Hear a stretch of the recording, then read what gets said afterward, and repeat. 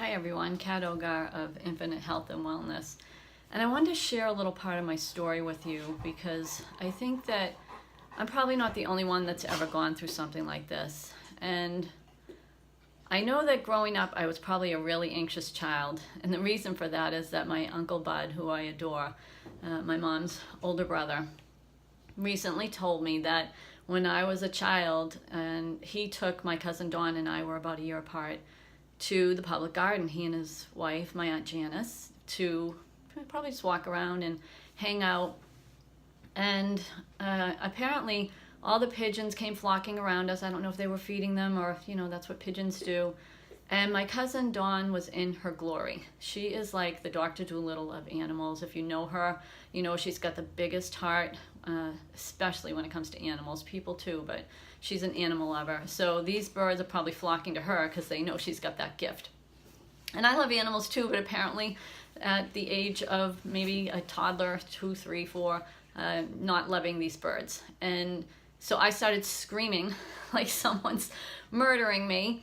And my uncle or aunt picked me up, and now I've heard this story twice, the last 2 times that we've gotten together as a family, and I had never known that. So it really made me wonder. I always thought my anxiety started after my daughter was born because I couldn't handle the pressure of being a single parent and a young mom at 18 years old. I had no idea what I was doing, and I was afraid I was going to ruin her life on top of not doing such a great job with my own. But apparently it goes that far back.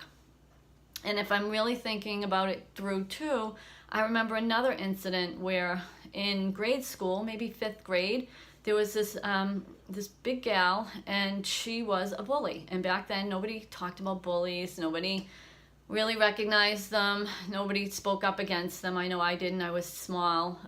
I was really small for my age. I was thin and not really strong at all. I had organized sports didn't exist back then.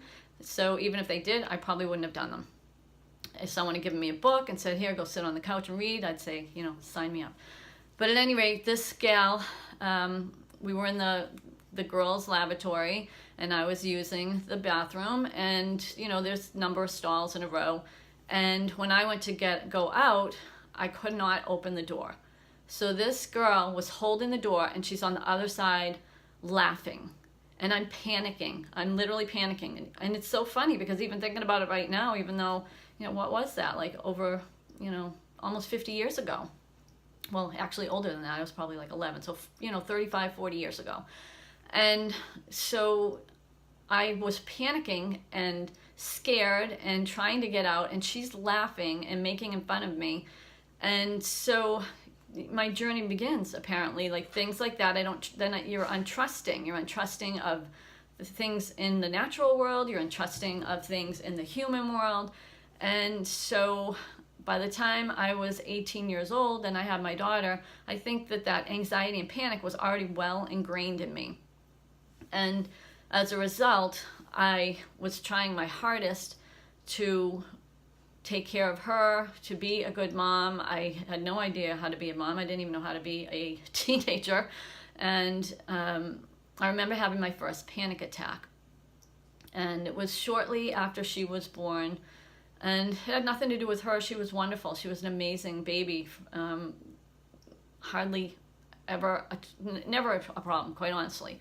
And I had help. It wasn't just like somebody said, go, do this all on your own. I had my mom. I had my boyfriend's mom at the time, Diane. She was a resource for me, and my brothers and sisters, and her dad's brothers and sisters, and him too. But still, I did feel like the weight of the world was on me to make this right, to make things right for her. So as a result of probably trying too hard, not asking for help when I needed it, and not really taking advantage of more resources that I could have, probably thinking that, I created this, so it's my job to make it work well and make it right.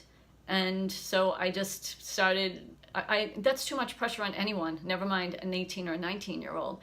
So that started my journey into a world of constant chronic anxiety and panic disorder.